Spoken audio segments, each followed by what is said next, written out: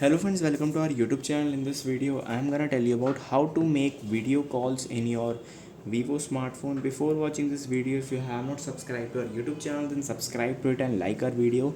So let's start friends. First you have to open your contacts.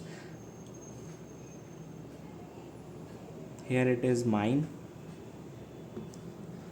Click on contacts, and if you have selected any number like I show you, here I am making a contact.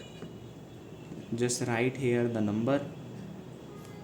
Click on this tick option, allow, and in this you will see here it is showing any phone call.